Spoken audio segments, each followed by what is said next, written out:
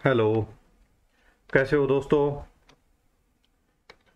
मैं Vikrant Yadav lifeline classes में दोस्तों आप सबका स्वागत करता हूं। दोस्तों आज अपन देख रहे थे, इससे पहले की क्लास में अपन ने एक दो तीन तीन नियम पढ़े थे। किसके संबंध में थे? एक कार्यग्रहण काल के संबंध में थे और राजस्थान सिविल सेवा कार्यग्रहण काल नियम 1981 के संबंध में थे। और आज नियम संख्या 4 पर पहुंच गए। अपन 4 और 5 इसी क्लास में देखेंगे। दोनों नियम दोस्तों समझना बहुत महत्वपूर्ण है, यहाँ से क्वेश्चन उठाता है। अपन ने जो पिछली क्लास में 3 नियम पूछे हैं उनमें से भी मैंने अभी प्रीवियस ईयर क्वेश्चन पेपर कराए, तो आप देखना उन क्वेश्चन पेपर्स में यों के यों क्वेश्चन है। वहां से भी क्वेश्चन आए हुए हैं। एक क्वेश्चन तो यह आया था कि राजस्थान सिविल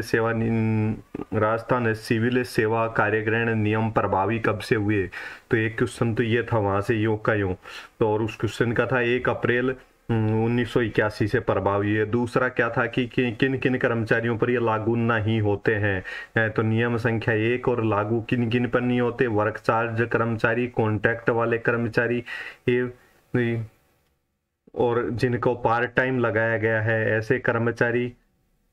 तो इन इस प्रकार से ये किन किन पे लागू नहीं होता उसके संबंध में भी इसमें दे रखा था, अस्थायी कर्मचारी। और अब कार्यकरण काल की देयता के संबंध में अपन नियम संख्या 4 पढ़ेंगे।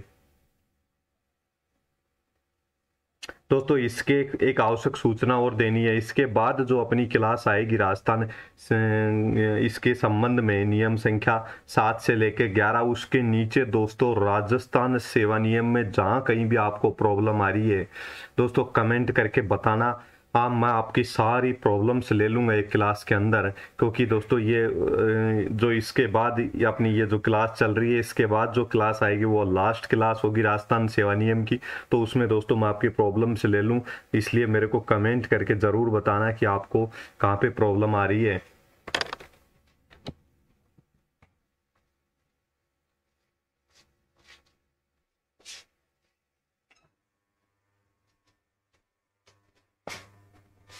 राजस्थान सेवा नियम के अंदर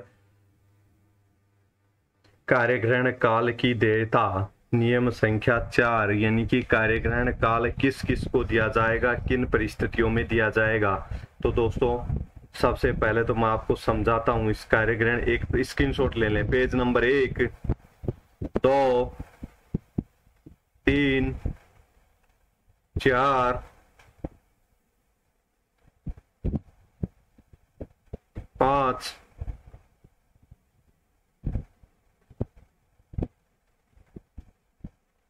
दोस्तों एक बार वापस से लेना, कुछ गड़बड़ हुई है। Page number 1,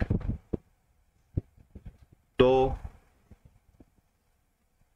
3, 4, 5, 6, 7, 8। दोस्तों यहाँ तक आपने स्क्रीनशॉट ले लिया होगा। अब अपन एक एक करके नियम को समझेंगे। नियम संख्या 4 दोस्तों कार्यग्रहण काल की देयता के संबंध में है। नियम संख्या 104, नियम संख्या 4 किसके संबंध में है? कार्यग्रहण काल की देयता के संबंध में है। कार्यग्रहण काल की देयता के संबंध में है। कार्यग्रहण काल किसको मिलेगा? एक राज्य कर्मचारी होना चाहिए, जनहित में, जनता के हित में उसका क्या कर दिया जाए, स्थानांतरण कर दिया जाए। जनहित में अगर किसी राज्य कर्मचारी का स्थानांतरण कर दिया गया उसी स्थान पर यानी उसी शहर में, नए स्थान पर यानी नए शहर में, नए पद पर कर दिया गया है। नए पद पे यानी कि जिस पद पे कार्य कर रहा था उसके अलावा किसी दूसरे पद पे लगा दिया गया है, तो कार्यग्रहण काल के लिए समय दिया जाएगा। उसको नए पद पर कार्य ग्रहण करने के लिए ये समय दिया जाएगा।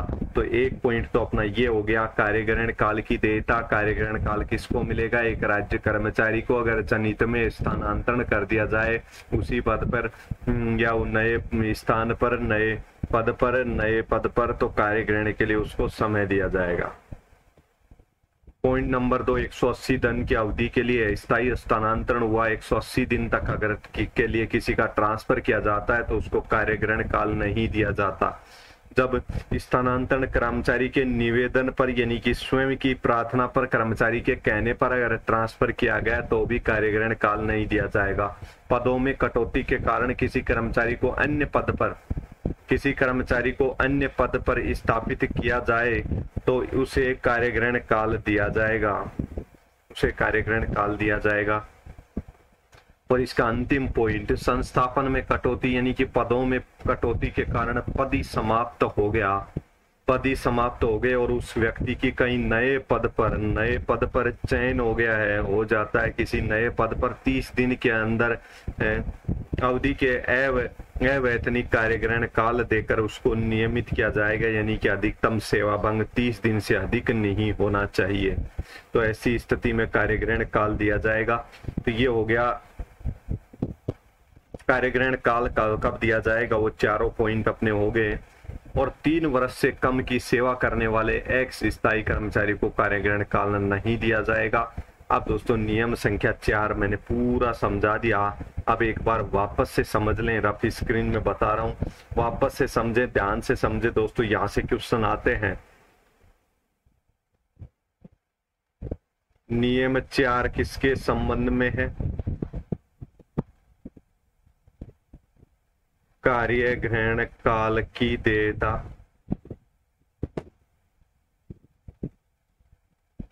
कार्यग्रहण काल की देयता के संबंध में कौन सा नियम है? नियम संख्या 4 है, याद रहेगा आपको। किसको दिया जाएगा कार्यग्रहण काल? एक राज्य कर्मचारी होना चाहिए,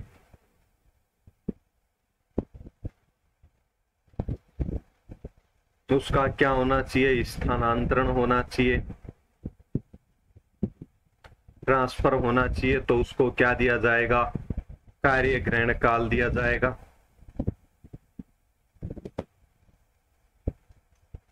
एक पॉइंट हो गया, समझ में आ गया होगा। दूसरा, किसी कर्मचारी का 180 दिन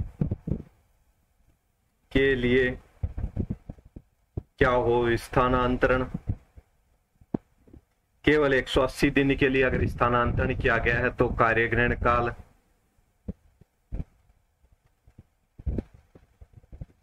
नहीं दिया जाएगा, कार्यग्रहण काल नहीं दिया जाएगा। तीसरा पॉइंट अपन ने क्या पढ़ा था?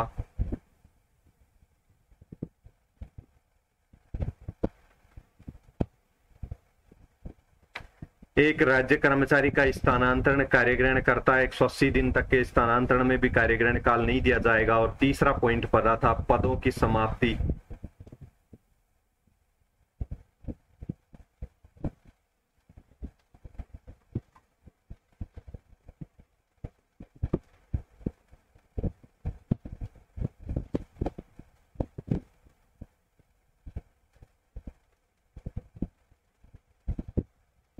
पदों की कटौती के कारण अन्य पद पे लगा दिया जाए तो भी कार्यग्रहण काल दिया जाएगा।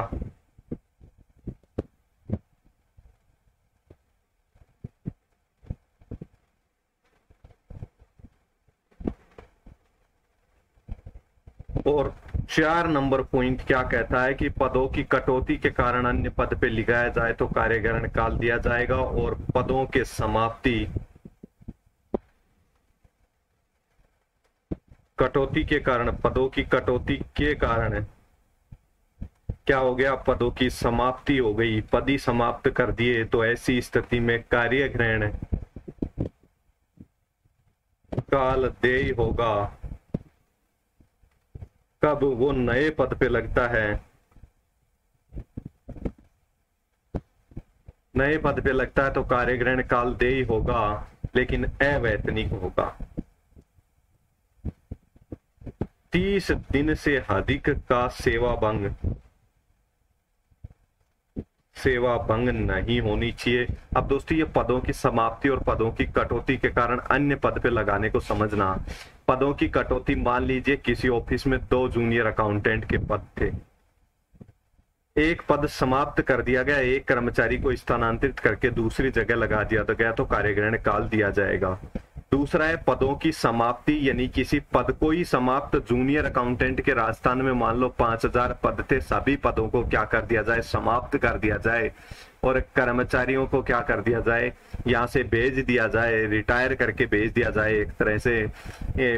और कोई कर्मचारी दूसरी जगह, नई जगह, नई क्या पाता है,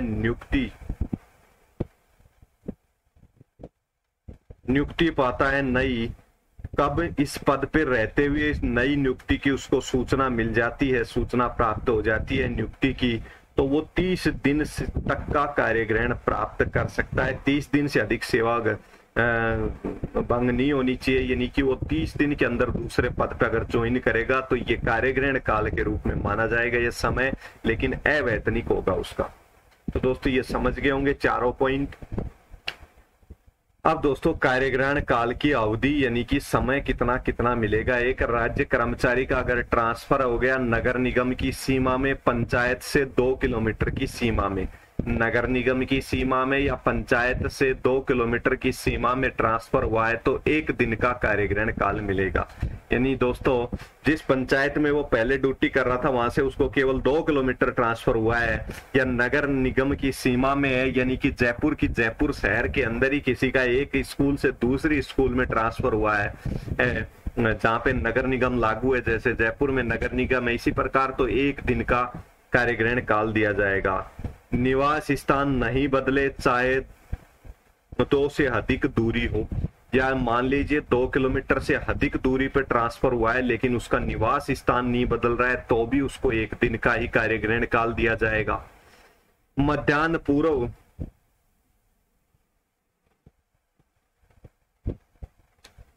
पूर्व यदि कर्मचारी पूर्व पद से कार्य मुक्त होता है, मान लो 1 दिन का कार्यग्रहण मिला किसी कर्मचारी को और वो पहले दिन सुबह क्या हो गया, कार्य मुक्त हुआ, वहां से दोपहर पहले अगर कार्य मुक्त हो गया तो उसको मध्याह्न पश्चात अगले दिन क्या करना पड़ेगा, कार्यग्रहण करना पड़ेगा। अगले दिन मध्याह्न पश्चात उसको कार्यग्रहण ग्रहण करना पड़ेगा। मान लीजिए कोई कर्मचारी है दोस्तों वो सुबह 12 बजे तक गया तो अगले दिन दोस्तों उसको 1 से लेकर के 6 बजे के बीच में ज्वाइन करना पड़ेगा, यानी कि 1 दिन का समय उसको, पहले दिन 12 बजे गया तो अगले दिन 12 बजे बाद उसको क्या करना पड़ेगा, ज्वाइन करना पड़ेगा।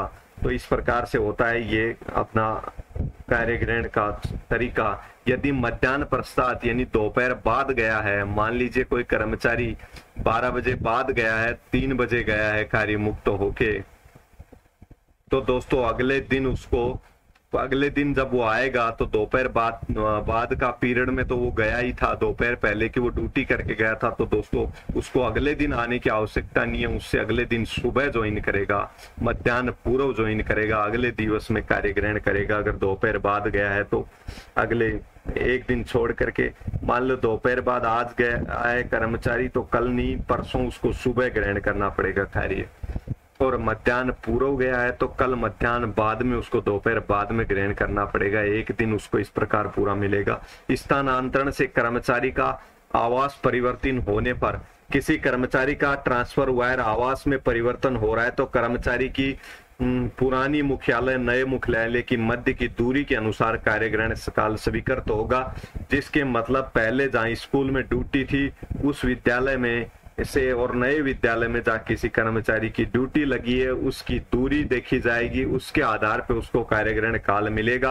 अगर उसके निवास स्थान में परिवर्तन हो रहा है तो पुराने नए मुख्यालय, पुराने और नए जहाँ पे उसकी ड्यूटी लगी है पहले कर रहा था उसमें अगर दूरी 1000 किमी या इससे कम है, 1000 किलोमीटर से कम है, चाहे वो 10 किलोमीटर हो चाहे 50 किलोमीटर हो, उसका अगर निवास स्थान बदल रहा है या 70 किलोमीटर अगर उसका निवास स्थान बदल रहा है तो दोस्तों 1000 किमी या कम है तो 10 दिन का कार्यग्रहण काल मिलेगा। 1000 किलोमीटर से अधिक है उसके ऑफिसों की दोनों की दूरी, जहां पहले नौकरी कर रहा था अब ट्रांसफर हुआ है वहां तो 12 दिन का कार्यग्रहण काल मिलेगा।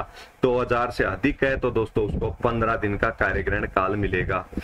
अब ये तो बात हुई है। और जिसको सड़क मार्ग से 200 किलोमीटर निरंतर यात्रा करनी पड़ती हो और जिसके मुख्यालय की दूरी 1000 किमी या कम है तो दोस्तों उसको 12 दिन का मिलेगा। इसके स्थान पर 200 किलोमीटर से निश्चित यात्रा करनी पड़े और 1000 किलोमीटर से अधिक है तो भी उसको कितने दिन, 15 दिन मिलेगा, और 2000 किलोमीटर से अधिक है तो भी उसको 15 दिन का कार्यग्रहण काल मिलेगा।